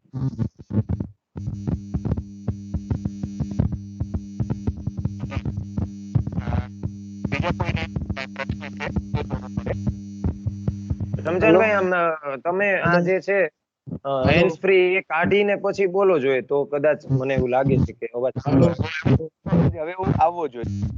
હાલો જ આવે છે. હાલો હા ભાઈ. હાલો હા બોલો. મહેશભાઈ, તમે જે અકબર ને ફિલ્મોની વાત કરી, પણ મેં જે કઈ થોડો ઘણો ઇતિહાસ વાંચ્યો છે એમ એવું કે છે કે જે જોધાબાઈ હતી એનું નામ કંઈક હિરકા કે એવું હતું, હરખા હતું, અને પર્શિયન દીકરી હતી જે દાસી તરીકે કોઈ દરબારમાં આઈ મીન રાજપૂતને ત્યાં રહી હતી, હરખા. અને એને ખાસ કરીને ઇતિહાસકારોએ એ વખતના રાજપૂતોને નીચા દેખાવા માટે જોધાબાઈનું નામ આપી દીધું ને એને રાજપૂતની દીકરી માની લીધી. એટલે એકચ્યુઅલી ફિલ્મોવાળાએ જે કંઈ કર્યું છે, દાખલા તરીકે મુગલે આઝમ બની કે પછી આશુતોષ ગોવારી કરે જોધા અકબર બનાવ્યું, એ લોકોએ પણ ઇતિહાસનો સહારો લીધો જ છે. એટલે માત્ર એને કોમર્શિયલાઇઝેશન માટે આ ફિલ્મોવાળાએ વાત ઉપજાવી કાઢી નથી. ઘણા બધા ઇતિહાસકારો, ભલે આપની વાત સાચી છે કે જોધાનું અકબરનામામાં ક્યાંય નામ નથી, એ વખતના ઇતિહાસકારોએ રાજપૂતોને નીચા દેખાડવા માટે જોધાબાઈનું પાત્ર એમાં ઇતિહાસમાં છે જ. કદાચ આના જે સંદર્ભો લીધા છે આપના પુસ્તકના અકબરમાં જે, એમાં કદાચ એ ન હોય, પણ બીજા ઇતિહાસ જો આખો વાંચીએ તો જોધાબાઈનું ઇતિહાસકારોએ પણ એનું નામ લીધું. પણ વાત એવી છે કે એ હરખા નામની એક દાસી હતી રજપૂતની, બરાબર, અને એને જોધા નામ આપી દીધું હતું. એટલે માત્ર ફિલ્મોવાળાએ આ જોધા અકબર ઉપજાવી કાઢેલું નથી, એને પણ ઇતિહાસનો સહારો લીધો છે. કારણ કે આશુતોષ ગોવારીકર કે પછી કે આસિફ, એ લોકો પણ ઇતિહાસના પૂરા અભ્યાસુ હતા, ઇતિહાસના જાણકાર હતા, અને ઇતિહાસના ઘણા બધા સંદર્ભો લઈને એમણે આ ફિલ્મો બનાવી છે. અને બીજી વસ્તુ મારે મહેશભાઈ એ કહેવાની છે કે આપણે નવલકથાને ત્રુટક વાત કરી, ઘણી બધી વાતો કરી, પણ એકચ્યુઅલી આ નવલકથા પાછળ રચવા પાછળનું પ્રયોજન શું, એમાં અકબરના કયા, કારણ કે નવલકથા એક કથાના રૂપમાં હોય છે. કોઈ પણ નવલકથાને, દાખલા તરીકે આપ કરો કે મૃત્યુંજય લખ્યું છે કર્ણ ઉપર, એ આખું કર્ણના જીવનને એક આધારિત આખું લખ્યું છે. તો આ જો નવલકથા વિશે ટૂંકમાં એનો સાર જો આપ્યો કે નવલકથા અકબરના આ કાળથી શરૂ થાય છે અને આ પૂરી થાય છે, અને વચ્ચે આટલી ઘટનાઓ આવે છે, તો આખો નવલકથાનો અમને સંદર્ભ મળી શક્યો હોત અને નવલકથા વિશે એકચ્યુઅલી એમાં શું છે જાણકારી મળી શકી હોત. Thank you. ઓકે વિનોદભાઈ, હું તમને તમારા બે જે તમે વાત કરી એના બેના બહુ ટૂંકા જવાબ આપી દઉં. તમે પ્રથમ વાત કરી કે આશુતોષ ગોવારીકરે જોધા અકબર બનાવી કે આસિફે મુગલે આઝમ બનાવી, અને એમાં એમણે ઇતિહાસનો સહારો લીધો જ છે, પૂરેપૂરું કોમર્શિયલાઇઝેશન ની રીતે ફિલ્મ બનાવી જ નથી, એ તમે વાત કરી. પણ મેં એવો દાવો કર્યો જ નથી કે એમણે ઇતિહાસનો સહારો નથી લીધો અને ટોટલી કોમર્શિયલ દૃષ્ટિએ ફિલ્મ બની છે. મેં એમ કીધું કે લોકો સુધી, સામાન્ય જનતા સુધી, એ કોઈ ઇતિહાસકારો માટે ફિલ્મો નથી બનાવતા, એ સામાન્ય જન સુધી, લોકોના મનોભાર હળવા કરવા માટે, લોકોના ને મનોરંજન કરાવવા માટે એ ફિલ્મો બનાવતા હોય છે. અને જ્યારે લોકોને મનોરંજન કરાવવા માટે ફિલ્મો બનાવતા હોય ત્યારે ઇતિહાસનો આધાર તો લેતા જ હોય ને. એ એમનેમ કોઈ ઐતિહાસિક નવલકથા ન લખાય, ઉપજાવી કાઢેલા પાત્રને લઈને કોઈ દિવસ ઐતિહાસિક નવલકથા ન લખી શકાય, અને ઉપજાવી કાઢેલા પાત્રોને લઈને ક્યારેય સિનેમા પણ ન બને. ઇતિહાસનો સંદર્ભ તો લેવો જ પડે, પણ 60-40 નો રેશિયો હોય છે સિનેમામાં.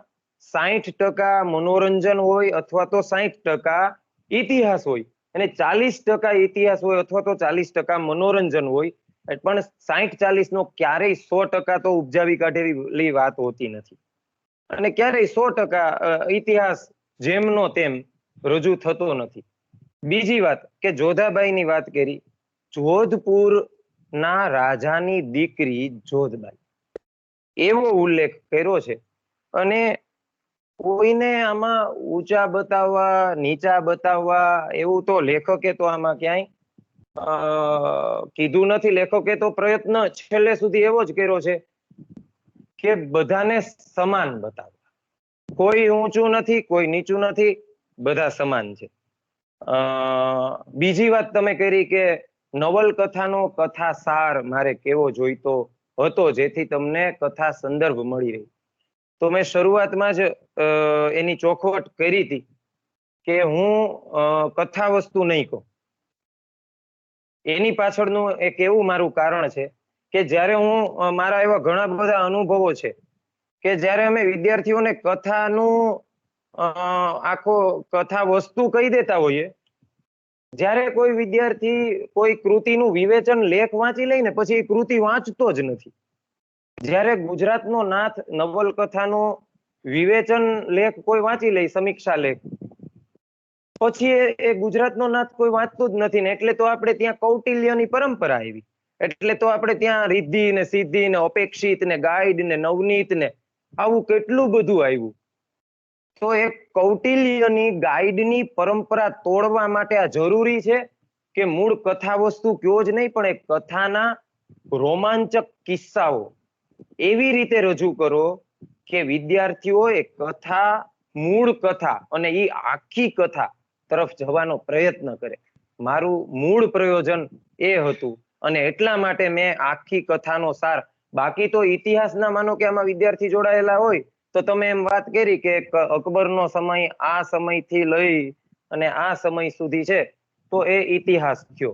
પણ આમાં સાજી જમાએ અકબર શું વિચારે છે, ત્વરિત નિર્ણય લેવા માટે એના મગજમાં શું ગડમથલ ચાલે છે એ કહેવા માટેનો પ્રયત્ન કર્યો છે. એટલે મારે નવલકથાના મર્મ સ્થાનો જ મૂકવા એ પહેલેથી મારા મગજમાં નક્કી હતું.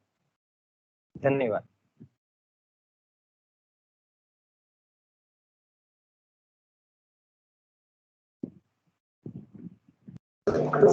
Hello sir. હાજી સર, જે તમે કીધું જોધાભાઈ એમાં મેં પણ ઘણો એક વિડિયા જોયા છે, સંદર્ભો કેટલા વાંચ્યા છે. તો મને પણ એવું જ જણ્યું છે કે કોઈ એવું પાત્ર ન હતું. એટલે મને તો આ ખબર હતી. આમ વિનોદ સરે કહ્યું કે એમણે કહ્યું કે અહીંયા કોઈ નીચા કે ઊંચા દેખાવાનો પ્રયત્ન હતો, તો એવું નતું સર. કેમ કે અકબરના તો બીજા રાજપૂતાની રાણીઓ હતી તો પછી એમાં ક્યાં નીચા કે ઊંચા દેખાડવાનું કઈ આવે. એક જોધાભાઈ પછી હા એટલે ઊંચા કે નીચાનું કઈ હતું નહીં. પણ ઇતિહાસકારે લખેલ છે જેટલા પણ, એક આ નહીં બીજા જેટલા પણ ઐતિહાસિક ઉલ્લેખ મળે છે ને એમાં ક્યાંય છે જ નહીં જોધાભાઈ નું નામ જ અકબરના પત્ની તરીકે. તો વિનોદ સર, કોઈ ઇતિહાસકારે ઊંચા કે નીચા દેખાડવા માટે નથી લખ્યું, આ ક્યાંય નથી, કોઈ ઇતિહાસકારે નથી લખ્યું. અને નરેન્દ્રસિંહ જાડેજા, તમે સરસ વાત કરી. અને બીજી વાત કે જે નવલકથાને લખવા પાછળ લેખકે 20 વર્ષ પોતાના જીવનના ખર્ચી દીધા છે, એ 20 વર્ષ દરમિયાન ક્યાં ક્યાં દેશ વિદેશની લાઇબ્રેરી, દેશ વિદેશના મ્યુઝિયમ, હજારો ચિત્રો, હજારો પુસ્તકો, એ સમયનું સ્થાપત્ય, એ સમયના શિલ્પ, એ સમયના પોશાક, જ્યારે એટલી જહેમત કરતો હોય ત્યારે આપણે અને હા, એ લેખકે ચોખ્ખું કીધું છે કે મેં આ 20 વર્ષ દરમિયાન અકબર ઉપરની એક પણ ફિલ્મ જોઈ નથી, અકબર ઉપરનો યુટ્યુબ માંથી એક પણ વિડીયો જોયો નથી, અકબર ઉપરની એક પણ ટેલિફિલ્મ જોઈ નથી, જેથી કરીને મારા આ અકબરને હું પ્રમાણભૂતતા આપી શકું. એને માત્ર ને માત્ર આધાર લીધો છે અકબરકાલીન પુસ્તકોનો, અકબરકાલીન સ્થાપત્યનો, અકબરકાલીન ચિત્રોનો. એટલા માટે નવલકથાને પ્રમાણભૂતતા અર્પવા માટે એમણે જે આ પ્રાથમિક આપણી પાસે જે સ્ત્રોત છે ને, વોટ્સએપ, ફેસબુક, પછી વિકીપીડિયા કે ટ્વિટર કે યુટ્યુબ કે ગૂગલ કે એનો સહારો નહીં અને પ્રમાણભૂત પુસ્તકોનો સહારો લીધો છે. જી મહેશભાઈ, બહુ સરસ રીતે અને એક અભ્યાસીની અદાથી આખી વાત તમે કરી છે. આ વાત અન્ય બધા વ્યાખ્યાનો કરતા ઘણી જુદી એટલા માટે પડી છે અને કદાચ બધા મિત્રોને એ થોડી જુદી લાગે, કારણ કે સામાન્ય રીતે આપણે અમલાણી સાહેબે જે કઈ વાત એ તમે કરી, હજી પણ કરી શકો ટૂંકમાં એની કથા વસ્તુની વાત 5 મિનિટમાં કદાચ ઈચ્છો તો આપણે કરી પણ શકીએ, પણ તમે એ સ્પષ્ટતા કરી અને આપણે અહીંયા પૂરી સ્વતંત્રતા છે વક્તાને પોતાની રીતે વાત કરવાની, કારણ કે તમે તમારા ગમતા રસસ્થાનો કયા અને મુદ્દો સૌથી મોટો આપણા બધા જે વિદ્યાર્થીઓ સાથે જોડાયા છે એ બધાને એટલા માટે તમે ઇતિહાસ સાથે પણ સાંકળતા ગયા, સંવેદનાના તંત્ર સાથે પણ સાંકળતા ગયા અને એક નવલકથાના સર્જન પાછળ સર્જક કેટલી જહેમત લે છે આ વાત અમે આજે પણ અમારા ગુરુજનો પાસે બેસીએ ને ત્યારે મારે હમણાં કેટલાક સંતો વિશે લખવાનું છે, એટલે મેં બેનને કહ્યું કે બેન ક્યાંય મળતું નથી, ગૂગલમાં બહુ તો આટલું મળે છે, એટલે બેન કે ભાઈ ગૂગલને આપણે આધારભૂત રીતે નથી માનવાનું. એનો મતલબ એમ નથી કે ગૂગલ પાસે માહિતી જે આપણે એનો ઉપયોગ પણ કરીએ, એનો એ સવાલ નથી, પણ આપણી જે આ પરંપરા છે, સંશોધનની જે પદ્ધતિ છે, એ પદ્ધતિમાં આપણે ઠોસ, તમે જુઓ કે એક તલવાર જે કટાર હતી એ કટારનું ક્યાંય વર્ણન ન મળે કે ન મળે તો લેખક જે એ લંડનની લાઇબ્રેરી સુધી જ, એટલે કે એવા ચિત્રના ઓલા સુધી, મ્યુઝિયમ સુધી જાય અને એના અભ્યાસ દ્વારા તો આ જે ખાખા ખોડા કરે છે અને ધૂળ ધોયાની જે વાત આપણે સંશોધનના સંદર્ભમાં કરતા હોઈએ છીએ, તો મૂળ તો મહેશભાઈનો એ વિષય જ, રસનો વિષય સંશોધન છે. નવલકથા એમને આ ગમી એના પાછળનું કારણ પણ એ સર્જકની સંશોધન વૃત્તિ જે એમને ગમી છે એ આપણને આ કૃતિ પાસે લઈ જવા પાછળનું એક મોટું કારણ છે. તમે જુઓ ક્યાંથી એમણે જે કયા આધારો પકડ્યા છે એ બધાની સુધી આપણને લઈ ગયા. અકબરના સંદર્ભમાં કેટલીક વિશેષ વાતો જે આપણને ઘણીવાર ખબર ન હોય, આપણે અકબરને આપણે તો એટલા જ ઓળખતા હોઈએ જે આપણને બતાડવામાં આવ્યા હોય, ફિલ્મો વગેરે લોકભોગ્ય રીતે બતાડ્યા છે, થોડી સરળતમ રીતે વાત આખી આવી હોય અને થોડી રસિક રીતે આવી હોય, એટલે એમાં કેટલાક ફેક્ટર્સ ઉમેરાય એની પણ થોડી સ્પષ્ટતા ભાઈએ કરી છે.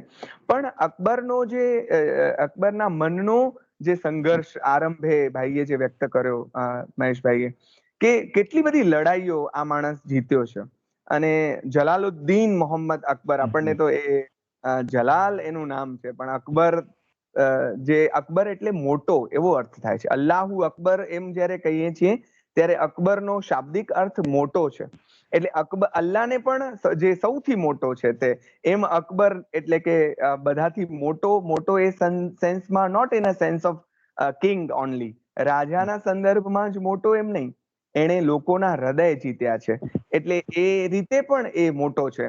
તમે જુઓ, આપણે ગુજરાતી સાહિત્યનો ઇતિહાસ ભણીએ છીએ ત્યારે પ્રેમાનંદ વગેરેને ભણીએ ત્યારે એવું સ્પષ્ટ ઉલ્લેખ આવે છે કે અકબરના શાસનમાં કેટલાક જે કવિઓ મધ્યકાળમાં થયા, એ મધ્યકાળના કવિઓએ જે મુશ્કેલીઓ અન્ય કવિઓને વેઠવી પડી તો પોતાના ધર્મમાં ટકી રહેવા માટે, એ અકબરના શાસનમાં નથી થઈ. તો અન્ય મુસ્લિમ રાજાઓ કરતા પણ એ ઘણી બધી રીતે જુદા પડતા રાજા છે. અને જે ખુદ રમજાનભાઈ એના મુગલ શાસનમાં, જે મેં પેલી વાત કરી, ઈસાઈ પાદરીને કહે છે કે અમારા જ શાસનના ભૂતકાળમાં જો તમે આ વાત કરી હોત તો તમારું સર છે એ કલમ થઈ ગયું હોત. હા.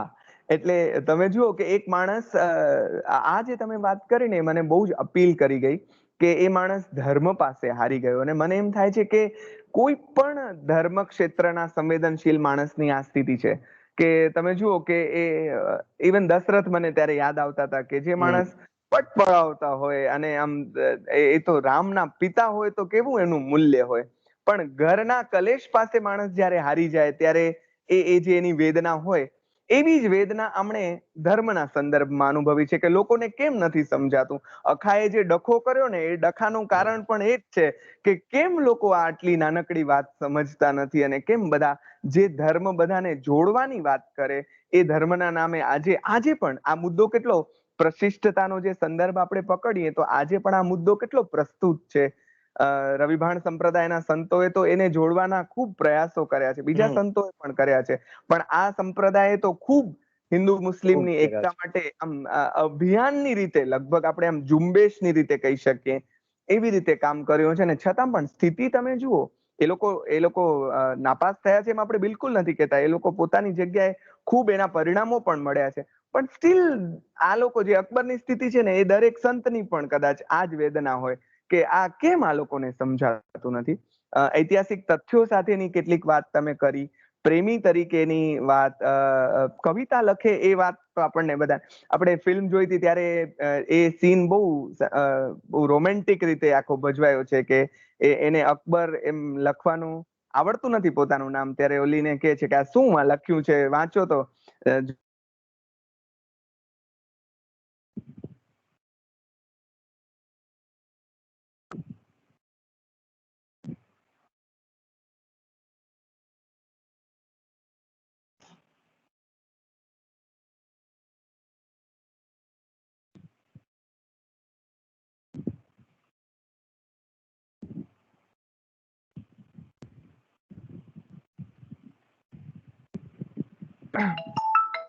હા, સોરી, માફ કરજો, થોડા ફોન આવી નેટવર્કના ગયો ઇશ્યુ છે. બહુ હા હા આવી રહ્યા છે. હા, તો એ વાત પણ વધારે અપીલિંગ લાગી અમને કે એ સીન બહુ જ કલાત્મક આલેખાયો છે કે એનું નામ જલાલુદ્દીન મોહમ્મદ અકબર લખાયેલું છે, પણ એને કહે છે કે આ વાંચો તો ઓલા કે ના, મને વાંચતા નથી આવડતું. ત્યારે આપણને ફિલ્મમાં પહેલી વાર ખબર પડે છે કે અકબર તો નિરક્ષર છે એમ.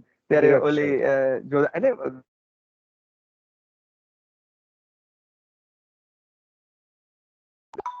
જે એટલે ગમે છે જે વાત, એ તમારી ઐતિહાસિક તથ્યોની વાત પણ એટલી ગમે છે, તમારી અભિવ્યક્તિ પણ અમને બહુ ગમી એ કારણસર કે આ બધા તથ્યોને તમે જુદી રીતે અમારી સમક્ષ ઉઘાડી આપ્યા. અને સાહિત્ય કે ઇતિહાસ કે આવા અભ્યાસુ વ્યક્તિઓનો એક કામ એ છે બધાને વિચારતા કરવા. હાલો ધંધે આપણે જુદી રીતે જરાક હળવા ટોનમાં કહીએ તો ધંધે લગાડવા કે હવે જરાક મંડી પડો કે આમાં શું છે એમ. અને ઓલું જે દ્રશ્ય તમે ઉત્તેજના વાળું જે દ્રશ્ય કહ્યું કે એ પોતે આદમ ખાન ને મારવા માટે જ્યારે મારવાનો હુકમ આપવા માટે પોતાના જનાનખાનામાંથી નિર્વસ્ત્ર અવસ્થામાં બહાર આવી જાય અકબર, એવું ચિત્ર પણ આપણને મળે. અને એ ઉત્તેજના માણસની કેવી, એટલે એના સ્વભાવનો, એમની પ્રકૃતિનો એક એ પણ ગુણ તમારે અમારી સમક્ષ લઈને આવ્યા. અને સબભૂમિ ગોપાલ કી એવું કહેનાર અકબર, એની ઘણા બધા પાસાઓ ની વાત અમારી સમક્ષ આજે ખુલી છે, થોડા જુદા સંદર્ભો સાથે ખુલી છે. અને આપણને એવું લાગે કે આવા અભ્યાસો થતા રહે. કોઈ માણસ પોતાના 20 વર્ષ એટલે જીવનનો 5મો ભાગ, 100 વર્ષ જીવવાના હો તો ગણી શકાય, અને કેટલું જીવે ખબર નથી આપણને જીવવાના. તો આટલો મોટો સમય કોઈ એક કૃતિના સર્જન પાછળ કોઈ સર્જક જયારે ખર્ચે છે, ત્યારે તમે સમજી શકો કે એ કેટલા જેન્યુઅનલી હી ઇઝ વર્કિંગ એમ.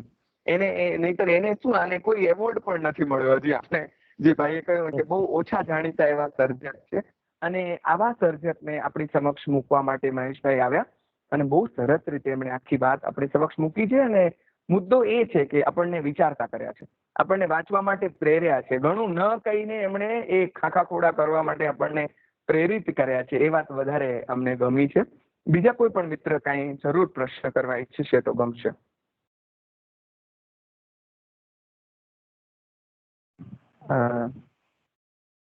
બીજા કોઈને પોતાની વાત રજૂ કરવી હોય તો જરૂર કરી શકે.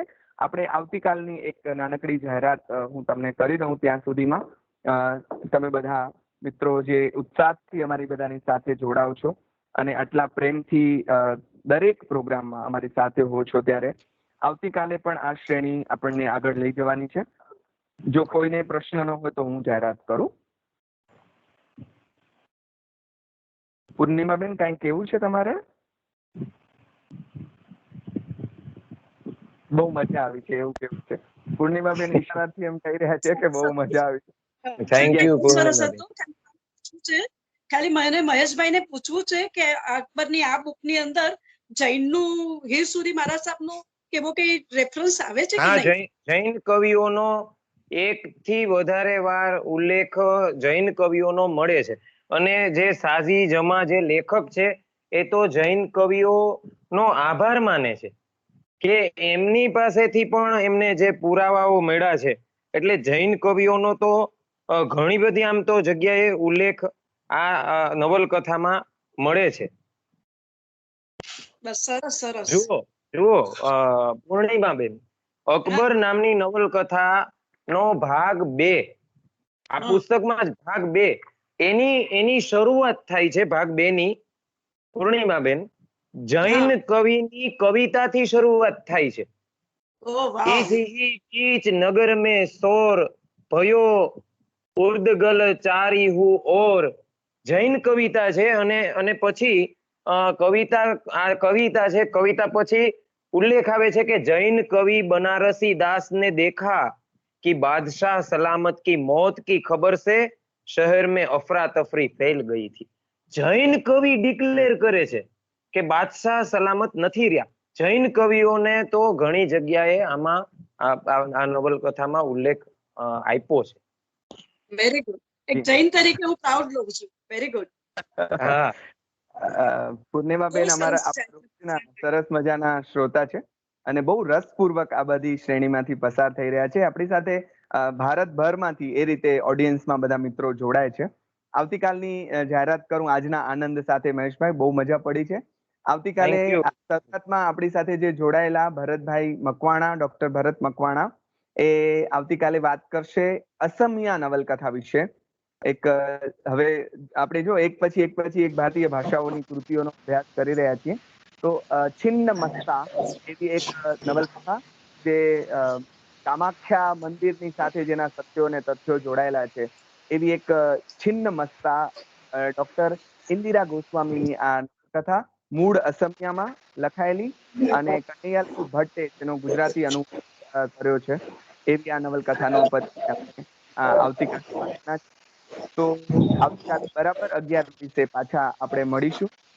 નરેન્દ્રસિંહને હજી કઈ વાત કરવી છે? નરેન્દ્ર? હા સર. હા બોલો. સર, અકબરને આપણે જોવાનો દ્રષ્ટિકોણ એ રીતનો રાખી શકીએ કે એ રાજા ન મુસ્લિમ ન હિન્દુ ન કોઈ એ રીતના નહીં, પણ એક ભારતીય તરીકે, કારણ કે ભારતનો કોઈ ધર્મ નથી, ભારતનો કોઈ ધર્મ એક ધર્મ નથી. તમે એક જ પોતાના ધર્મની પીપુડી લઈને બેઠા હો, ના હાલે. આપણે સૌથી પહેલા કેવું જોઈએ કે હું ભારતીય છું, પછી જે કઈ આવે. તો અકબર એ રીતના આપણે જોવા જોઈએ કે અકબર એક ભારતીય, પછી જે કઈ હોય હિન્દુ હોય મુસ્લિમ, એ પછી એ બધું પાછળ રહી જાય ને ભારતીય પણ સૌથી આગળ આવે એવું કહી શકીએ. હા બિલકુલ.